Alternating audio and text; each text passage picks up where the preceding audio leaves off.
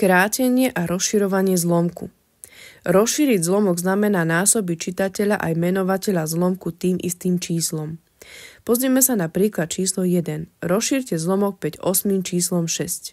To znamená, že aj čitateľa, aj menovateľa tohto zlomku 5 osmým budeme násobiť šestkou. 5 krát 6 lomeno 8 krát 6. 5 krát 6 je 30, 8 krát 6 je 48 a teda zlomok 5 osmín rozšírený číslom 6 je 30 lomeno 48. Príklad číslo 2. Doplň za x.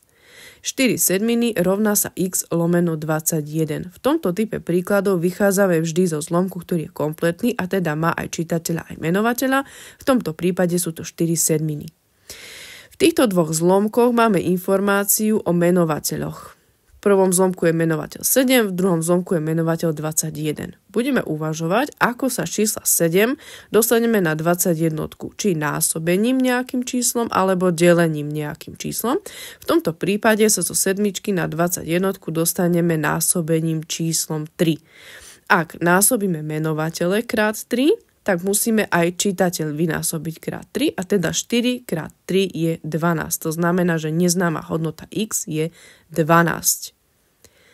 Krátiť zlomok znamená deliť menovateľa a čitateľa tým istým číslom. Pozrime sa na príklad číslo 1. Kráte zlomok 35 lomeno 49 číslom 7.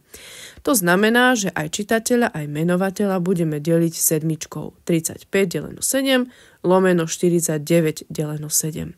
35 deleno 7 je 5 a 49 deleno 7 je 7. To znamená, že zlomok 35 lomeno 49 krátený a teda delený číslom 7 má hodnotu 5 sedmín. Pozrime sa na príklad číslo 2. Doplň za x.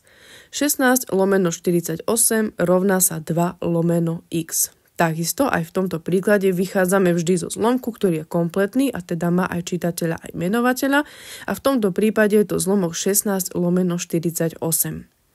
V tomto prípade pri obidvoch zlomkoch poznáme čitateľa a teda sa budeme sústrediť na hodnoty čitateľa a uvažovať, ako sa z čísla 16 dostaneme na číslo 2. Či násobením nejakým číslom alebo delením nejakým číslom.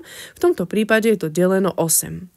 A ak čitateľe delíme osmičkou, tak musíme aj menovateľa vydeliť osmičkou. 48 deleno 8 je 6 a teda neznáma hodnota x je 6.